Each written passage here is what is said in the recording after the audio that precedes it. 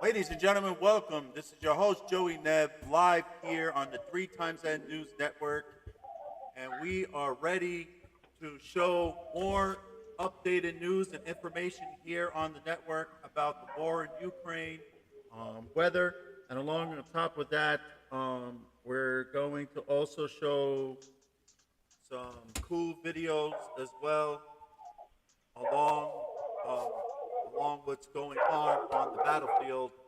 So things that you may or may not see is not suitable for children. I have put that down on this feed, so that way there's parental advisory being warned to my YouTubers out there and Twitch. Um, so stay tuned, and this is your host Joey Neb, and thank you for liking and subscribing to Three Times That News Network. And we also will be having some breaking news. Past from the blast, breaking news. You'll be hearing from Anthony from New York City. Will be sharing us some feed um, about updated things on about politics. So stay tuned and continue watching the Three Times N News Network.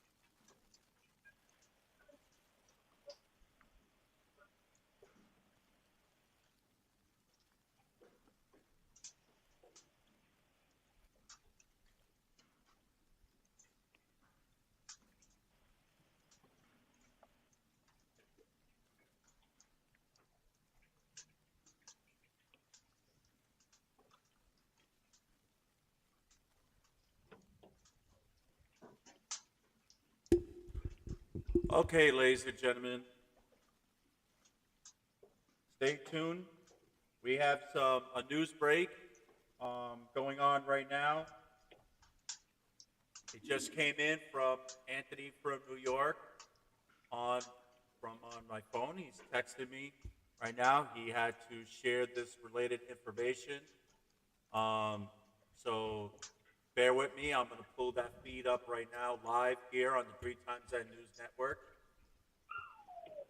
Just give me one moment of time to set it up.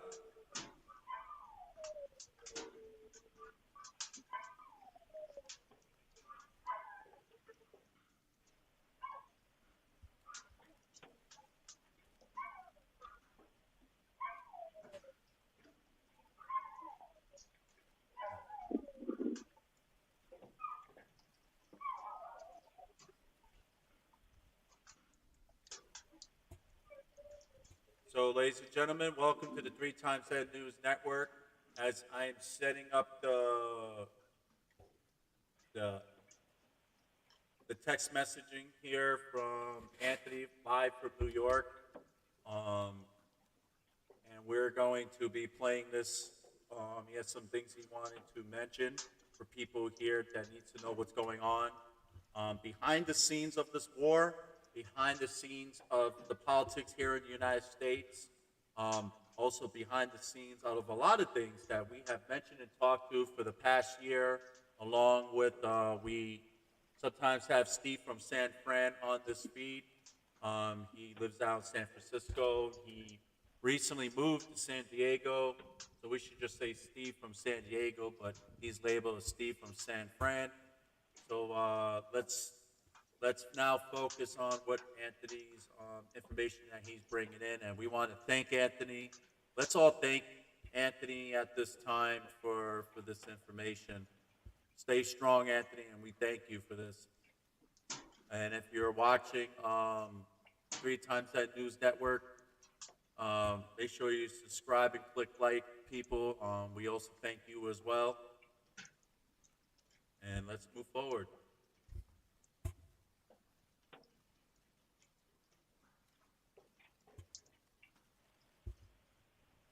Bear with me here. I'm doing some adjustments to the Windows capture.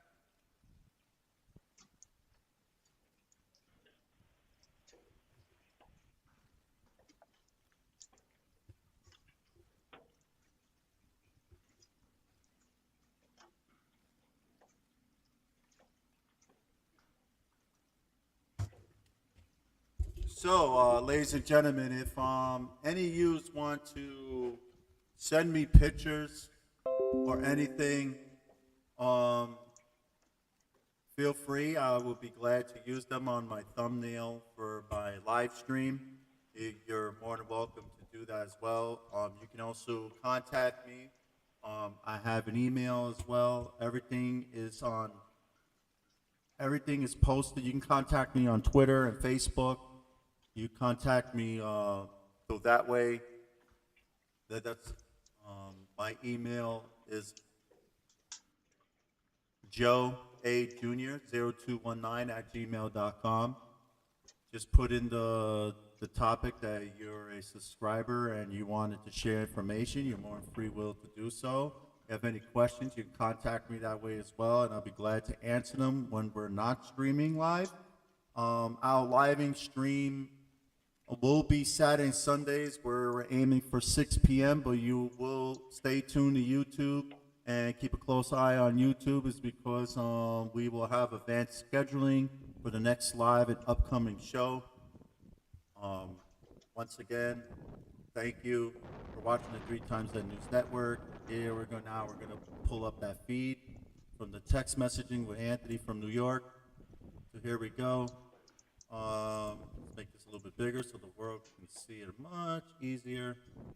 All right, line this up.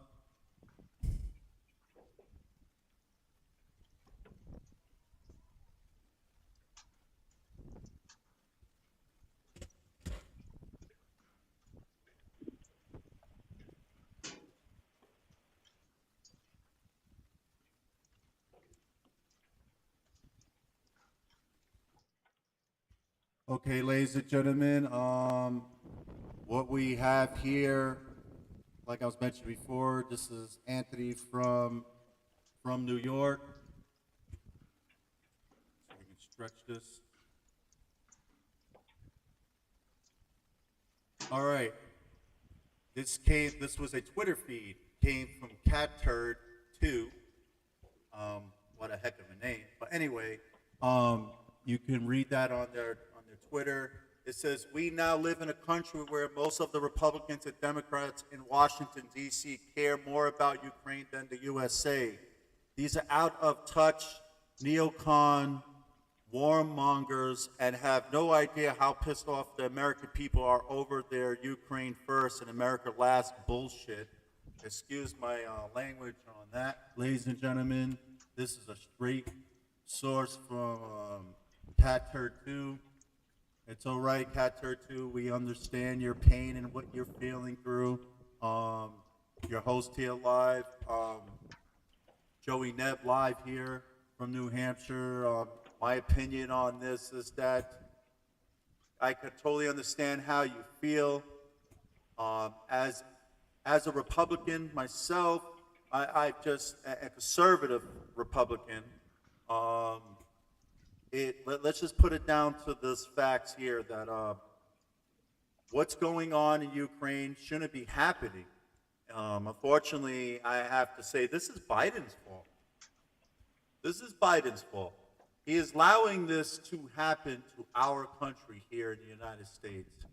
And we have worked hard, just like anybody else in this world, and to use our hard-earned taxes to constantly supply Ukraine, where, he mentioned in his speech the other night in Poland that we're never going to stop helping out Ukraine. Okay, we can help out Ukraine, but why do we have to give our money? Which is beyond my belief. I mean, it's our tax-earned money that we rightfully deserve here in America, not in other countries. I mean, yes, do we have to participate in helping? Yes, we can. But you know what? But we don't have to always think that, we're not in debt is because, you know what? I'm not going to lie. America is in a trillion dollar deficit. If you don't believe me, you can search that source yourself on Google. Just put the debt ceiling in America, and it should pop right up, and it will tell you we're in a trillion-dollar deficit. We have inflation that is skyrocketing high. Biden has also started the brinks of World War III. I mean, come on, let's crying out for sake out loud here. Yes, don't get me wrong. I told Anthony this before, and I'll tell the world that great speech on Biden's part, but however, that speech did not help America. It didn't, honestly. Yeah, it showed us that we're strong, we're tough. Granted, we have to do that, but at the same time, if you're trying to de-escalate issues, then what's the point? Tell me, what is the point of showing your iron fist? There's no point in that, honestly.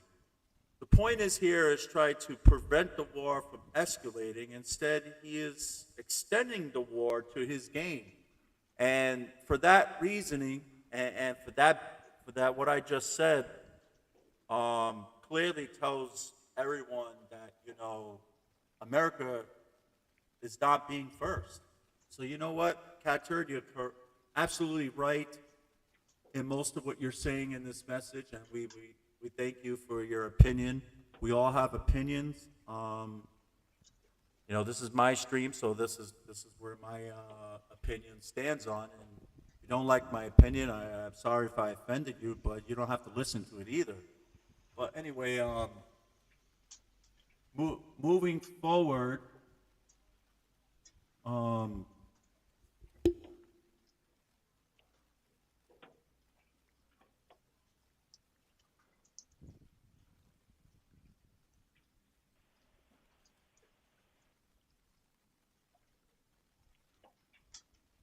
well, okay, ladies and gentlemen, there's also a YouTube video that Anthony is sharing here with us as well.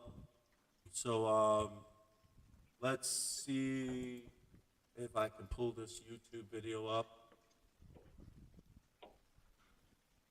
Give me 1 minute here. Of course, you click a YouTube video and you're gonna get an ad. That's pretty typical. Do you think that Okay, so the YouTube video is gonna have Tim Cast here. He's gonna explain the real reason we are in Ukraine wasting taxpayer money. So give us 1 moment here while I bring this video up as well. But before we get into this video, Anthony has mentioned billions of dollars being spent on this Ukraine war, gets none of this money is because used to help American people here in the United States. Billions of dollars that could have been used to help us all Americans. Anthony from New York, you're absolutely correct. That goes back to what I was just saying. But I can say this, that Tim Cass here, Tim Pool, will explain more better detail than you and I can explain in full. I mean, yeah, we all have our opinions, but he'll break it down and narrow it down. Let's check this video out, ladies and gentlemen. All right, let me bring it up on the feed.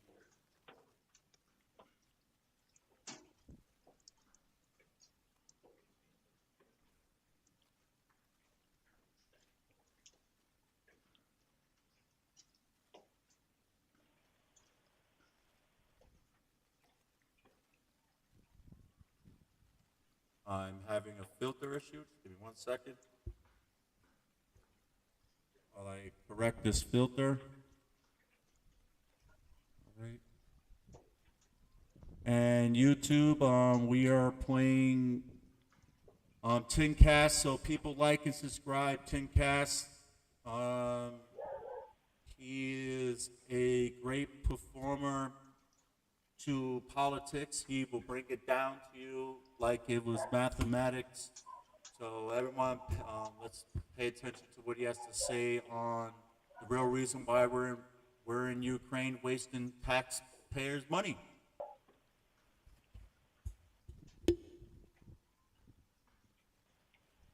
U.S. provoked Russia through its operations in Ukraine. I think what provoked Russia was our failure to withdraw effectively from Afghanistan, and we were so feckless, and it was such. Now, that's not to criticize anybody that was on the ground doing the work. That's not what I'm criticizing. But the failure, that was a debacle. And I think Putin looked at that, and I think when they open up the Politburo archives in like 50 years and they look at their National Security Council notes, they're going to go like, wow, Putin saw that as weakness in the United States and saw that as a green light to go after. We saw it in Taiwan. So why did Russia go into Ukraine?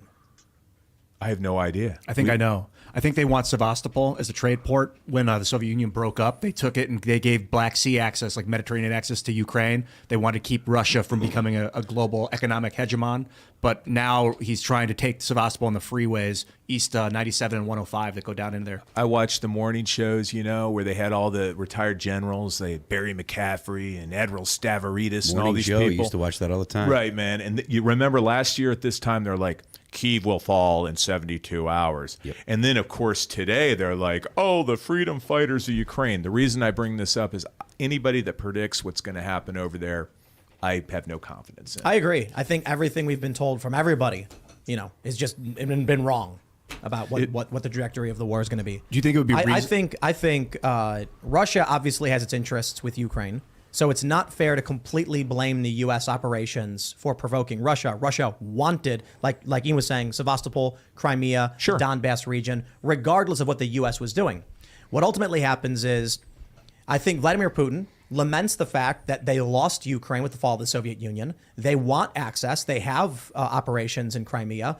And then both the U.S. and Russia are engaged in influence operations in Ukraine in an attempt to win the favor of the Ukrainian people. But it seemed like, for the most part, the majority of the country was moving towards NATO and the EU. Even when I went there, that's what I saw. The people in Kiev were like, we want access to Europe. Europe was wealth for these people. They said, if we get Schengen zone, if Ukraine becomes a part of the Schengen zone and we can freely travel and work, our standard of living is going to skyrocket. For a degree, you've got Joe Biden, Burisma, energy operations competing with Russia. Both the U.S., NATO, Russia have heavy interests.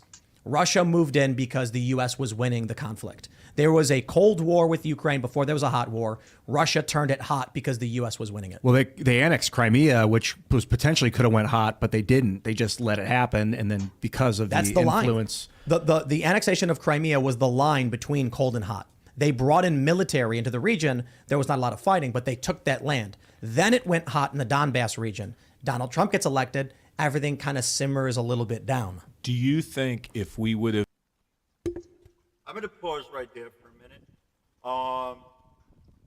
Tim Cass is completely correct. Okay. What's happening here? Things were de-escalated while Trump was in office. I was just explaining that.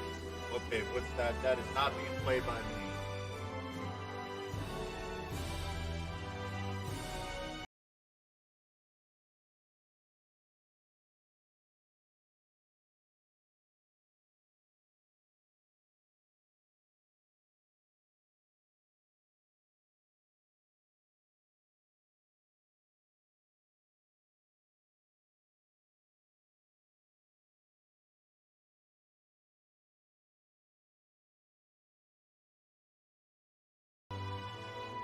Someone on another feed is playing the Ukrainian national anthem.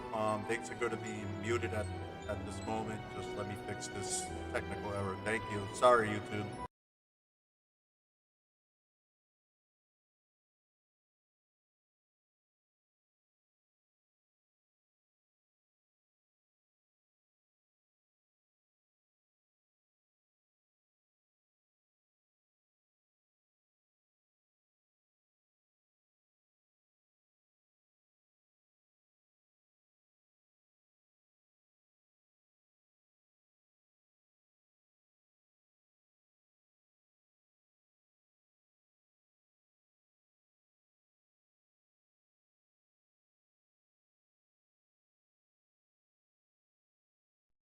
Okay, ladies and gentlemen, I did stop the Ukrainian national anthems because I will definitely get flagged by that.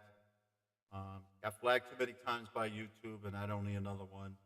Um, Not sure that the feed went through with sound. I'm going to restart this feed. But really quick, what I was saying before about Biden escalating war comes out in this topic. Let's start this Tim Cass video from the beginning. Tune in, ladies and gentlemen. Do you think that the U.S. provoked Russia through its operations in Ukraine? I think what provoked Russia was our failure to withdraw effectively from Afghanistan, and we were so feckless, and it was such. Now, that's not to criticize anybody that was on the ground doing the work. That's not what I'm criticizing. But the failure, that was a debacle. And I think Putin looked at that, and I think when they open up the Politburo archives in like 50 years and they look at their National Security Council notes, they're going to go like, wow, Putin saw that as weakness in the United States and saw that as a green light to go after. We saw it in Taiwan. So why did Russia go into Ukraine?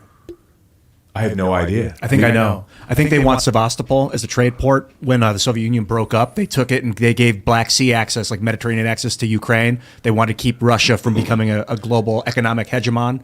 But now he's trying to take Sevastopol on the freeways, East 97 and 105 that go down in there. I watched the morning shows, where they had all the retired generals. They had Barry McCaffrey and Admiral Stavridis and all these Joe people. used to watch that all the time. Right, man. And you remember last year at this time, they're like, Kyiv will fall in 72 hours. Yep. And then, of course, today they're like, oh, the freedom fighters of Ukraine. The reason I bring this up is anybody that predicts what's going to happen over there, I have no confidence in. I agree. I think everything we've been told from everybody, is just been wrong about what the trajectory of the war is going to be. Do you think it would be I think Russia obviously has its interests with Ukraine. So it's not fair to completely blame the U.S. operations for provoking Russia. Russia wanted, like Ian was saying, Sevastopol, Crimea, Sure. Donbass region, regardless of what the U.S. was doing. What ultimately happens is, I think Vladimir Putin laments the fact that they lost Ukraine with the fall of the Soviet Union. They want access. They have operations in Crimea. And then both the U.S. and Russia are engaged in influence operations in Ukraine in an attempt to win the favor of the Ukrainian people. But it seemed like, for the most part, the majority of the country was moving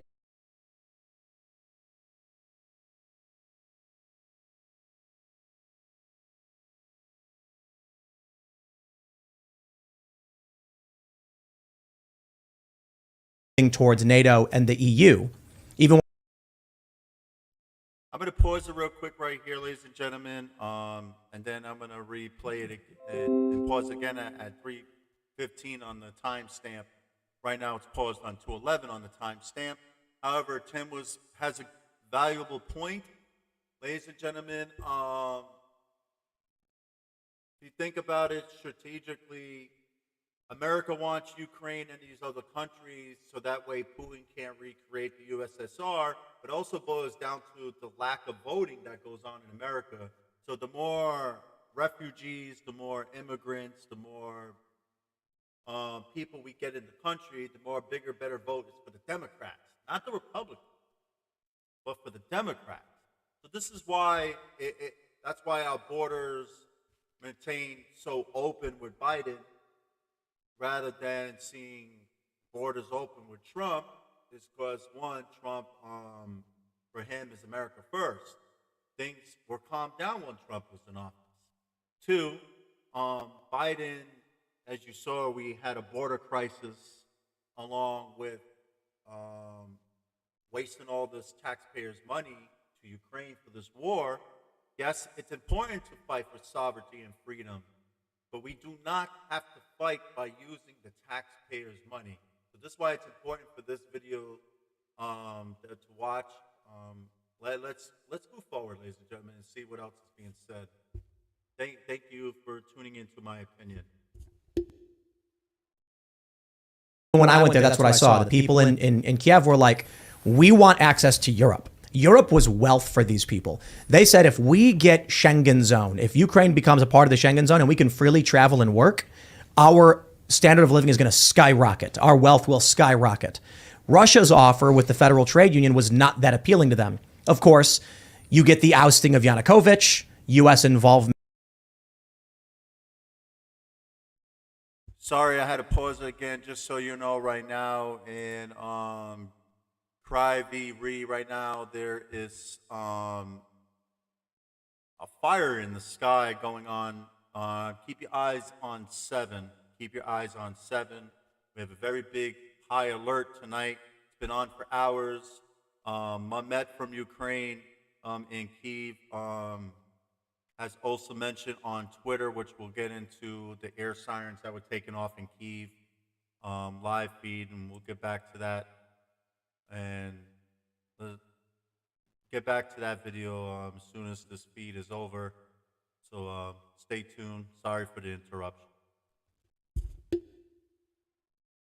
To whatever degree. You've got Joe Biden, Burisma, energy operations competing with Russia. Both the U.S., NATO, Russia have heavy interests. Russia moved in because the U.S. was winning the conflict. There was a Cold War with Ukraine before there was a hot war. Russia turned it hot because the U.S. was winning it. Well, they annexed Crimea, which was potentially could have went hot, but they didn't. They just let it happen, and then because of That's the line. influence, The annexation of Crimea was the line between cold and hot. They brought in military into the region. There was not a lot of fighting, but they took that land. Then it went hot in the Donbass region. Donald Trump gets elected. Everything kind of simmers a little bit down. Do you think if we would have reacted differently to this seizure of Crimea in 2014, that this situation would be different? In what way? What do you mean? Because Obama, we didn't do jack. We let him take, and you know, maybe we were too concerned about something. I don't know. The U.S. should have declared a no-fly zone. Well, so there's a couple ways I look at this. First, my principal morals are, if they cannot justify to me and the American people why we should be spending money and being involved in Ukraine, it shouldn't happen in the first place. Strategically, Obama should have declared a no-fly zone instantly over the Donbass region and Ukraine, which Ukrainians would have supported outright, and that would have prevented Russia from aggressing in the first place, because that would be a direct act of war against the United States. When it came to their buildup on the border, a year ago, before the invasion, I and many other people were like, the U.S. strategically should have declared a no-fly zone before Russia invaded, because then Russia's move would have been an act of aggression against the U.S., putting them in a very difficult position.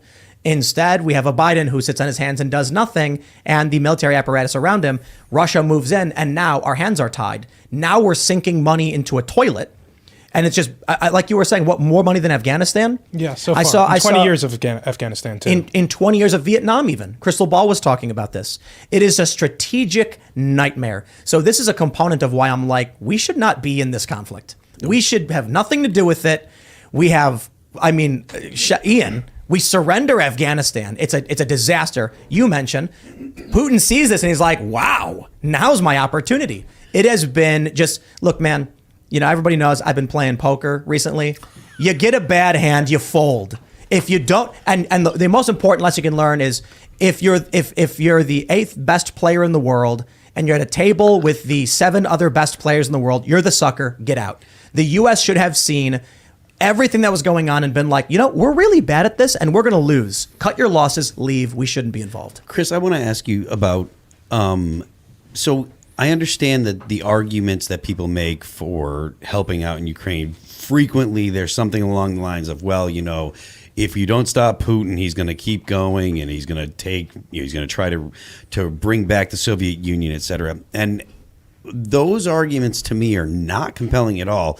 And that's just because NATO. What's wrong with waiting for NATO to actually get involved until there's an actual threat to a NATO country? There was a reason why Ukraine is not in NATO now, and this is literally it, if I understand correctly. NATO didn't want Ukraine because they didn't want to directly have a conflict with Russia, and that's what we're getting at right now. If we continue to support Ukraine, at some point there's going to be dead NATO soldiers, and then there's going to be people talking about Article 5.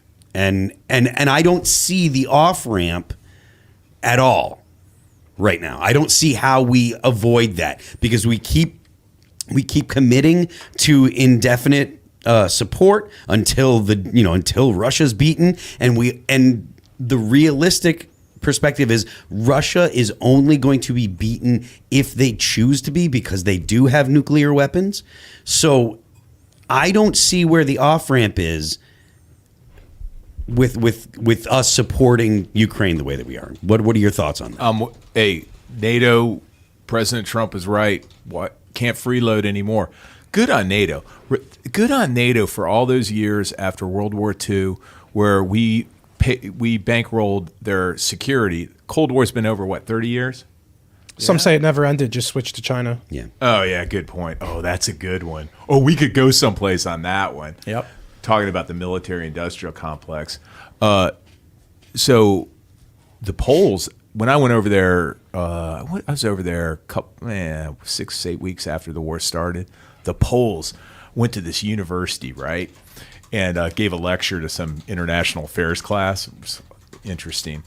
The leadership of the university got a sidebar with me and said, should we evacuate and set up an alternate university? I said, why? They're like, because we think we're going to get a nuclear weapon strikes coming in. They were petrified. Now, your point about...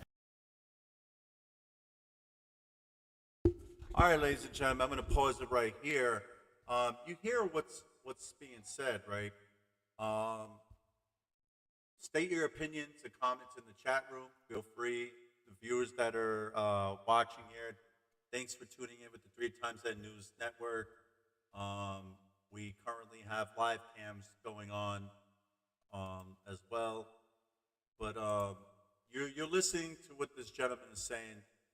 Literally,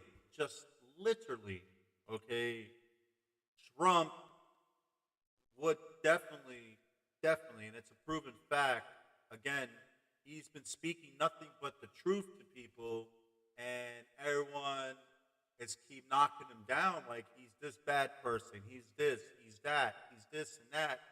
You can't always listen to what the media says too. Okay, this is why we're independent news media. This is why the 3 Times That News Network don't choose sides, but brings out the value of the facts.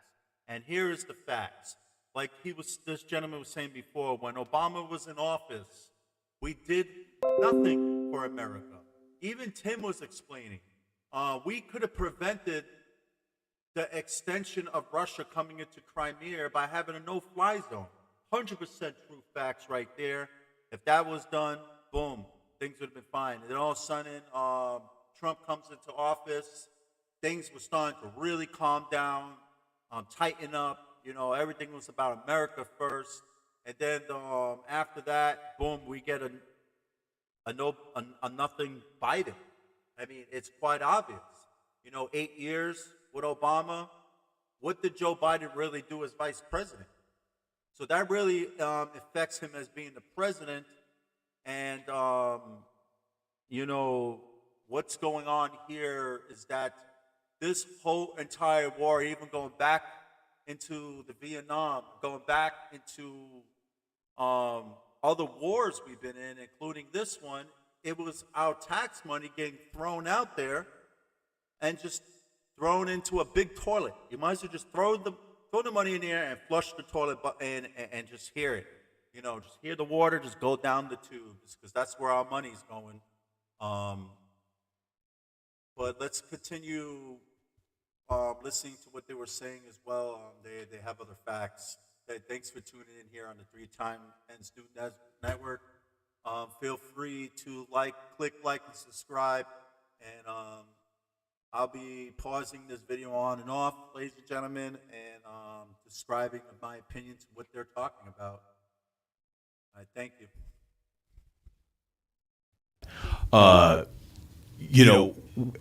You think Putin would make a move on a NATO country? I don't, and that's why I think that, so that's either. why I think that we shouldn't. That's existential for him. Exactly, and that's why I think that as harsh as this is going to sound to a lot of people, we should keep our nose out of Ukraine, because I don't see Putin actually making an attack on a NATO country, because that just I don't see any benefit for Putin to do that. To actually try to engage in a war with NATO. If there's a lack of NATO unity, then I could see him invading Estonia or Latvia and then posing the question to the American public and Europeans, are you guys really willing to fight and die for Estonia? Because that's what a lot of people in the United States would be asking. Yep. And if you guys asked me that, I don't know how I would respond. Do you think American soldiers should die in Estonia if Russia invades? That's the question. You just nailed it. I know you. They died in that's Germany. it. I No. don't, yeah. So, I don't know if the American public is ready to answer that question. If Russia was willing to take it there, Chris, what do you? Good. Oh no, you guys go ahead. You're the secretary Yeah. former. I would not die for the Estonian people at the moment. Thank you. I love you people. I love you. And I'm here for you in my own way. I think- just not shooting people for you. But I think Putin's disincentivized of attacking NATO countries because he needs Turkey. He does. Let's be clear. He does not have the ass right now. Like there is this great statement that I heard when we were losing in Iraq the second or third time. I can't remember what time it was. Great powers should never fight small wars because one of two things happens. One is they win and they look like a complete bully and everybody gangs up against them. Or two, they don't win and you show your Blood in the water. You're feckless. Everybody goes, wow, that's a paper tiger. I don't think Russia. Great point. What he was bringing up right now, ladies and gentlemen, that simply.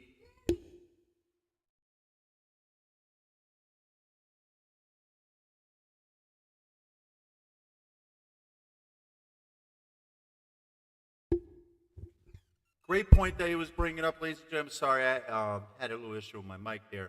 What he was saying was that, Putin right now, why would he attack small wars when he could come after something bigger and better, Like, him going after Ukraine isn't a problem, but he won't attack America because, that would be too much for what he can handle. But then again, I do have an opinion on that. You cannot underestimate Putin either. Okay, I could say this, that America shouldn't be dipping our nose into this war. Okay, on top of that, our money should be focused here on America. I mean, why are we giving our money right now, but at the same time we're still having problems with inflation? And we're also, the ship is sinking when it comes down to our debt ceiling. Let's not even get into that. I mean, it is a big, valuable point. But, his saying that a person that has a lot of power shouldn't go into small wars. Because if they go into small wars, what tends to happen is that underdog is hungry and eager to win and to take.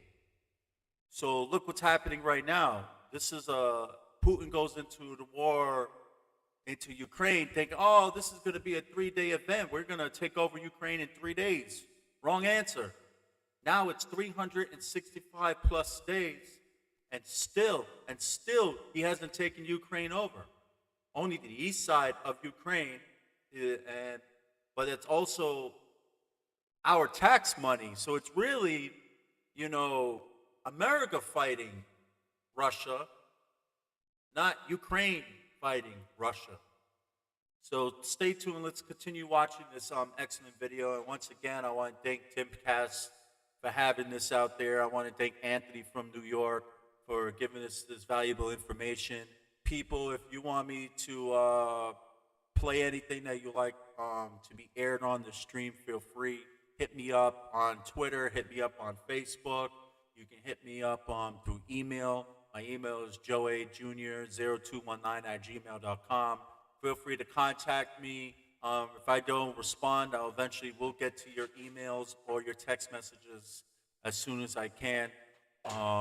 We will be having live streams here on the News Network. Saturday, Sunday, it's confirmed. Saturday and Sunday, 6 p.m.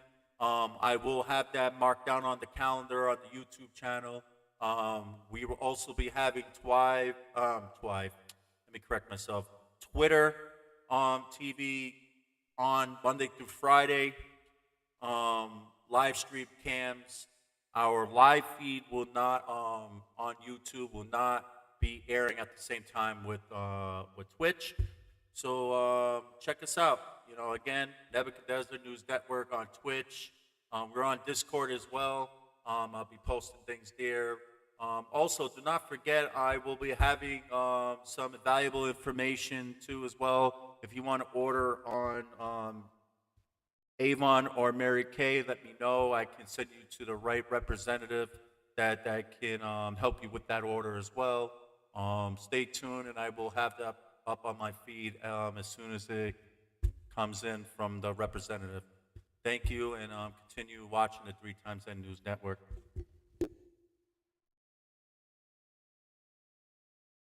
Russia, they do not have the combat capability right now to do anything. I mean, so why You got them nukes though.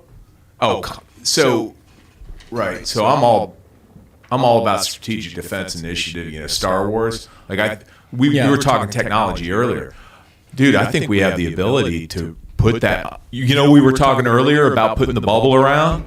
I think we can do that. So I'm like, Strategic fine. Defense Initiative. Just like Star Wars. Remember, everybody made fun of Reagan like this guy's a complete lunatic. The problem with defensive bubbles is things that come straight down pierce the bubble, or a better chance to pierce the bubble, like hypersonic straight down. But the real Oh, yeah. issue is Russia probably has invested in cyber warfare more than anything else. Well, information operations too, with their bot farms and everything. Yes, but I think the bigger issue is Russia probably has the capability of blowing up an oil refinery in a minute. It's the cybersecurity is nigh impossible. It's very easy to attack. It's extremely difficult to defend. You have so many attack vectors throughout the country. You won't even. It's impossible to shore up defenses because you don't know which of the tens of thousands of industrial plants to protect, and you could start by trying to protect all of them, update every single one. But even when you do, eventually someone will find a new exploit. The military, the Russians will every single day be trying to find a way to break through, and they will find it. And then they can do who knows what. What do you think ethically about a general armistice with the Russian army, like in eastern Ukraine? Because what I think is happening is they want that Black Sea port. They want to be able to ship into the Mediterranean and sell steel to the world. The United States, everybody. And that means an alliance with Turkey, which means an alliance with NATO. So the end goal seems very positive for everyone involved, except for the fact that the Ukrainians would have to cede the eastern territory, the Donbass or the southern Donbass. But do you think that that's a reasonable de-escalation tactic? You're triggering me, and this is where the American hypocrisy bothers me, that there's this idea that somehow we can dictate terms. The Ukrainians get to decide, and the Russians get to decide. And we can stop giving them money. And you know what? If we stop giving them money and we stop giving them stuff, they're not going to stop fighting. And it's going to go old school. So They'll stop fighting when they get flattened and there's no one left to fight. Ukrainians have shown that the biggest change I saw from when you were over there, right? It used to be about 50-50 split. 50% were like, let's go Russia way. 50%, let's go to the east. Let's go to the west. Leaning Western, but dude, last time over there, man, the hatred. Building your online business? Go to Wix.com. I'm sure it's like 90%. Yeah, the Donbass and all that. They're obviously. That's the trade space. We all know that. But my point is, we're not going to get to decide that. The Ukrainians get to decide that. How do wars win or how do wars end? Exhaustion.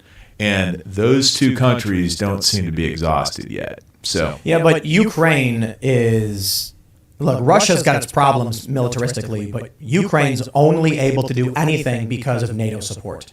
If we were not providing them with weapons and intelligence, they would have been flattened in a week. Russia. I totally disagree. The way that, and that's part of my book actually, is we talked about how we should need to fight differently. When the Russians came down from the north to try to capture Kyiv, and what did you have? You had like babushka women out there, slapping plastic explosives on freaking Russian tanks. You had little hunter killer teams with their pickup truck and anti-tank guns and stuff. So I'm going to stop it right there and make it very simple for everybody. What he's trying to say that the Ukrainians were ordered by President Zelensky to do guerrilla warfare to protect their own country. So what him describing the fact that, people were going out there strapping bombs onto tanks while they were coming in from Belarus or on the eastern side of Ukraine from Russia, when they were coming in that way, they were guerrilla warfare. They'll go out there and they'll stand right up to the Russians. And you know what? The Russians don't have the proper military going on. It clearly shows that. Look at the number. Look of the number of deaths that's happening with Russia right now. They're up to 500,000 deaths in this war alone with the Russians. Okay, that's 500,000 dead from the Russian military. I could bring up that statistic right after this video. I will show you the numbers as soon as this video is over with.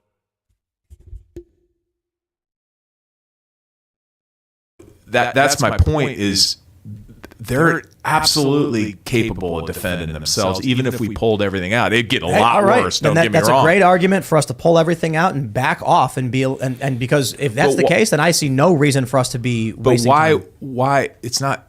What are we gaining from it? What do we get? Why? I want to ask you that. Like, why would we bail? Why would we pull out when we can fix the Russian war machine in a interminable war? Thanks for watching this clip from the Timcast IRL podcast. Hang out with us live Monday through Friday at 8 p.m. and become a member over at timcast.com for uncensored, members-only shows exclusive. Thanks for hanging out, and we'll see you all next time.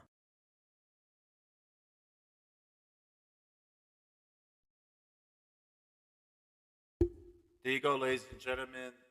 That's the reason why that money, our taxpayers' money, is going into the war. They explained it.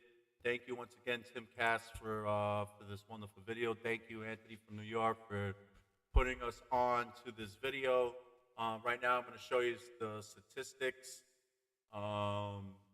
what they're saying online of how many Russians have died. So just hang in there, and let me bring that up on here on the web here. All right, then we'll even ask Google.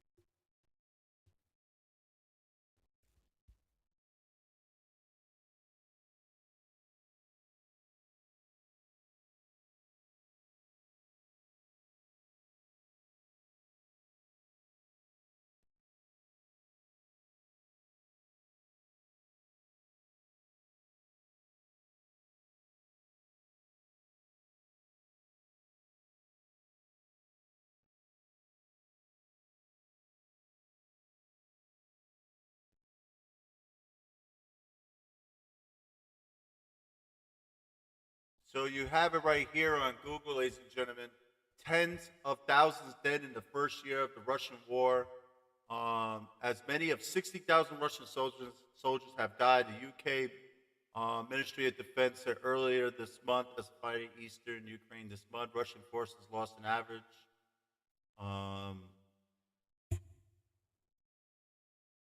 Let's click that article.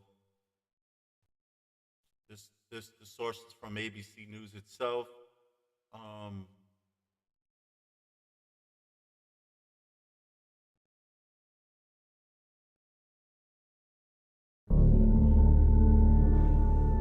One year ago, Vladimir Putin launched we got a what he video. called Let's watch the special video. military operation. In reality, that was a full-scale invasion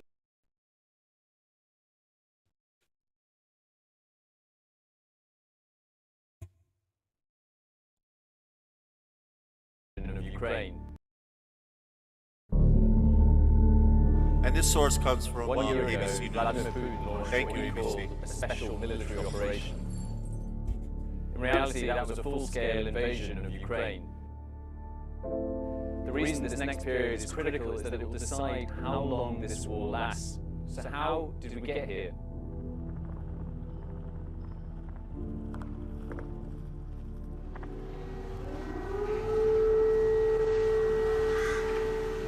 The invasion began on February 24th. For months, Russia had been massing troops on Ukraine's border, but most people, including in Ukraine, didn't believe it would actually happen. The morning of the invasion, I was in Kyiv, and we woke up to watch Putin speaking, and about 5 minutes later, we started to hear the first explosions. Vladimir Putin has just addressed the Russian people moments ago, announcing what Putin called the start of a military special operation, in his words, to demilitarize Ukraine. I mean, judging by those words, this appears to be the worst case scenario.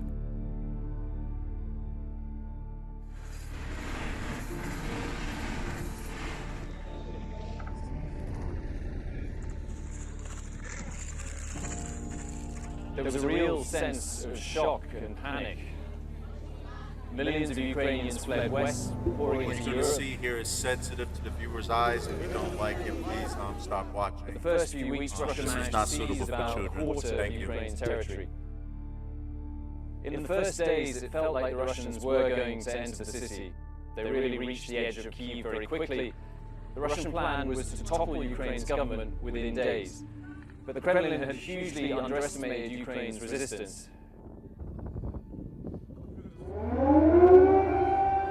These air raids are going off around the city every half an hour or so. We're just heading down into a metro station where a lot of residents are now living and spending the night. The first turning point comes at the start of April. Clear that it lacks the forces to take Kyiv, Russia retreated, abandoning virtually all the territory it had taken in the north. As Russia retreated, the horrors it left behind started to emerge. In the town of Bucha outside Kyiv, there were mass graves of hundreds of murdered civilians. Russia was devastating Mariupol in the south. The besieged city became a symbol of Ukrainian resistance and the barbarity, really, of Russia's war. After over 3 months of siege and heroic defense, Ukrainian troops were forced to surrender. By June, after the retreat from Kyiv, Russia really switched its focus to capturing eastern Ukraine, the Donbass region.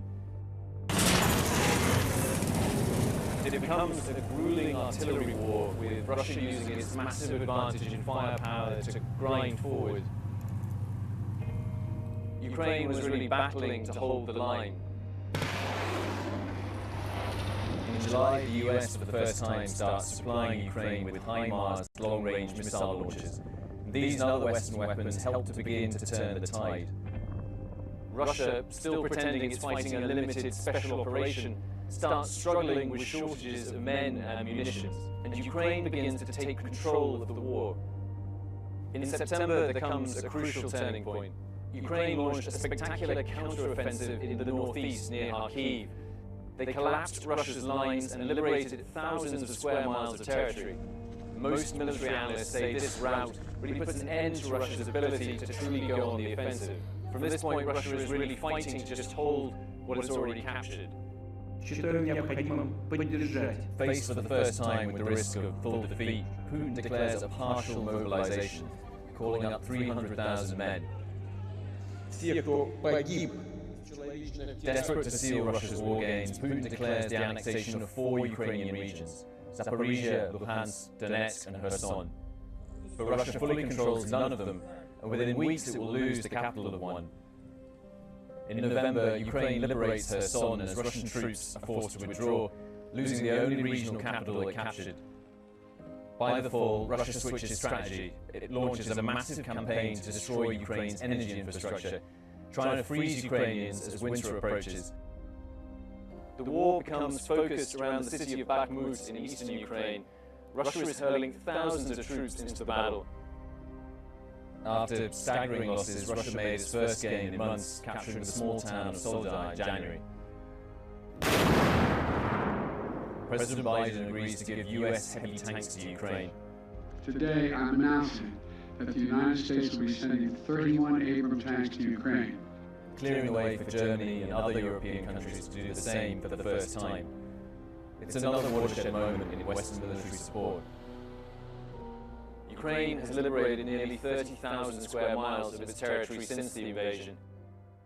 When we were here a year ago, most people believed that Russia would take Kyiv within days. Instead, Ukraine has inflicted colossal losses on Russia. But Vladimir Putin is preparing Russians for a long war, and that's why the next phase of this conflict will be so decisive. It will determine how long this war lasts. Will Ukraine be able to go on the counter-offensive, break Russia's army and liberate its territory, and win a true victory? Or will Russia succeed in turning this into a bloody stalemate and a war that could last for years? The stakes couldn't be higher.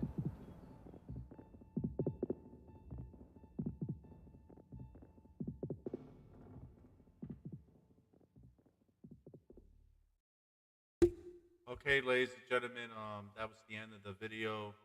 I love puppies. With ABC News. Once again, that was what's going on in realism.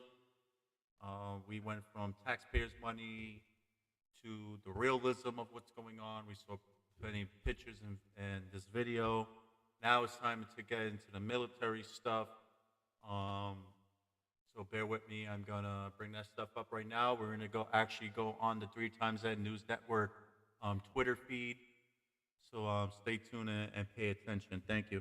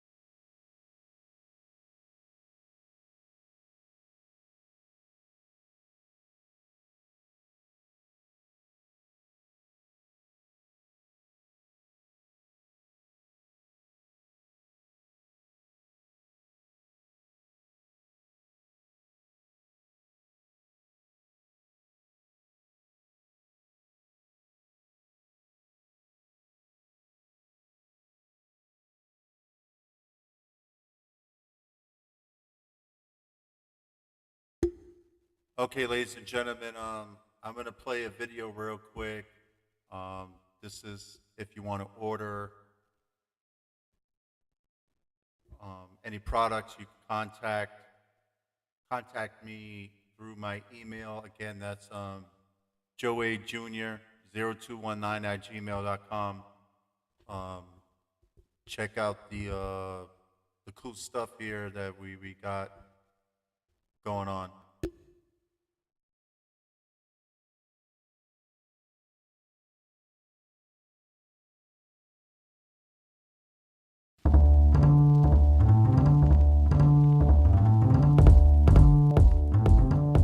Hi everyone. Between shaving, sun damage, and free radicals, men need to protect and take care of their skin just as much as women do.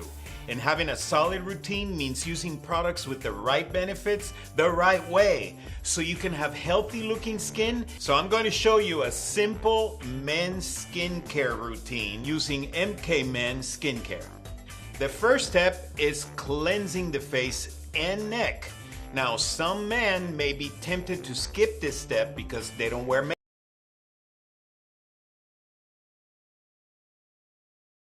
makeup, but you'll still want to cleanse your skin morning and evening using warm, not hot, water to clean away dirt and grime and impurities that can cause breakouts. I suggest using the MK Men Daily Facial Wash instead of just using the soap you use in the shower. Why?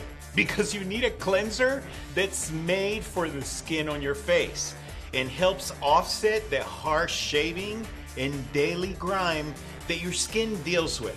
It's even suitable for sensitive skin. Helps prep your skin for shaving and doesn't strip the skin of moisture. I also love the Skin Vigorate Sonic Skin Care System for a deeper clean. If shaving is part of your routine, you do this step after washing your face. Shaving can sometimes lead to dry, irritable skin. So using MK Men Shave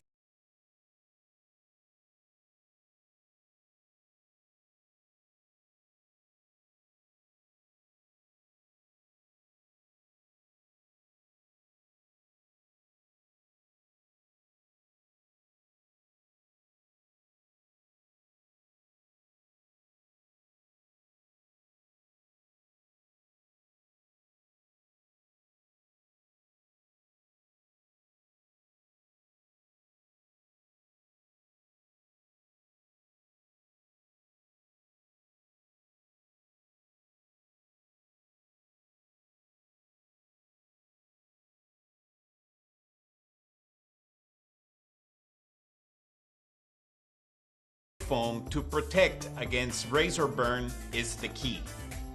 Now remember, a little bit goes a long way, so you don't need a lot of this product.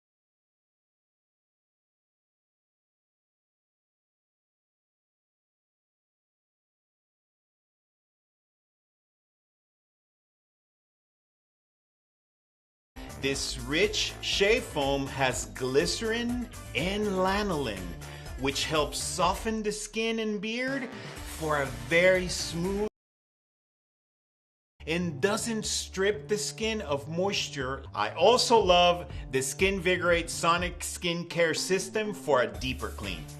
If shaving is part of your routine, you do this step after washing your face. Shaving can sometimes lead to dry, irritable skin. So using MK Men Shave Foam to protect against razor burn is the key. Now remember, a little bit goes a long way, so you don't need a lot of this product. This rich shave foam has glycerin and lanolin, which helps soften the skin and beard for a very smooth shave without irritation. Now, if you can, shave after a warm shower so that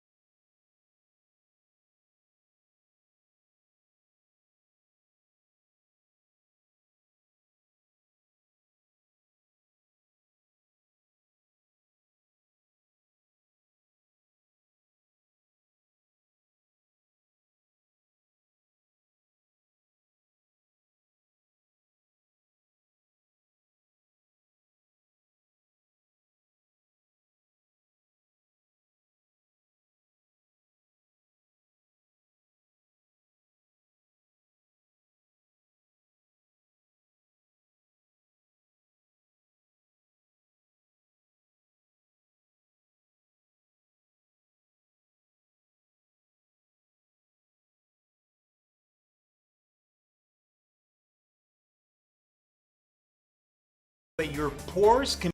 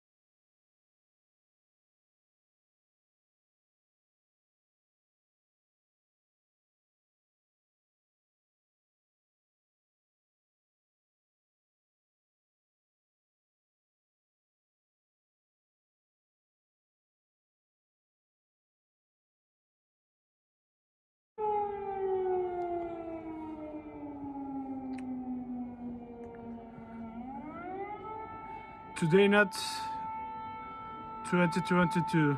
Today 2023. And we will fuck Russia.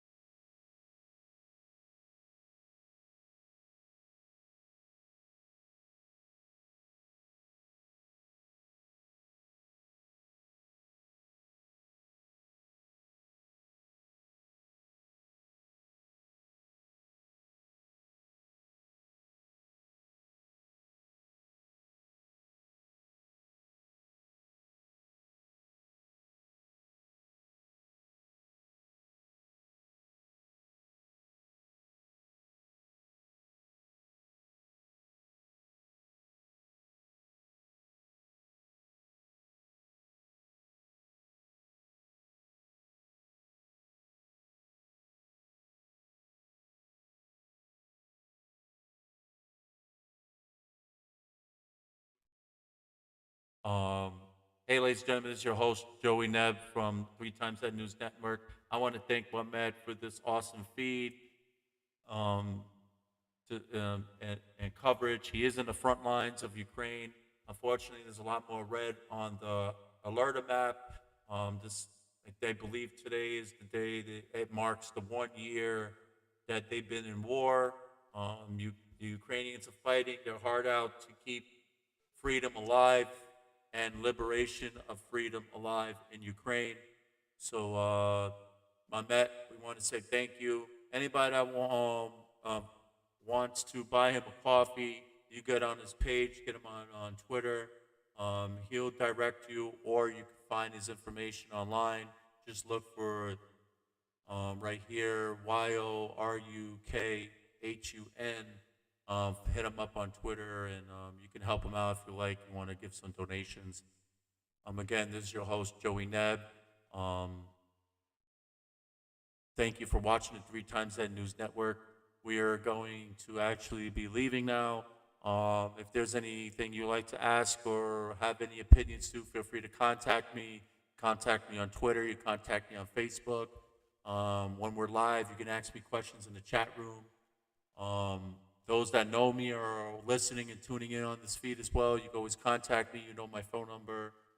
We also want to thank Anthony from New York for helping us out to have a great conversation brought here on the 3 Times That News Network. We want to thank Steve from San Fran. He will be coming back, joining us live for another meetup and to talk about more things about politics, what's going on in California. Also, if you want to order anything from Mary Kay or Avon, also you can contact me on the same media outlets. When I do leave here, I am going to put up the information. You can contact the representative to order those products. Thank you for tuning in, and have a great night. And I will see everyone Saturday at 6 p.m. Next Saturday at 6 p.m. we'll be live again, and for more Ukraine and Russia updates of the war. And take care and thank you. God bless.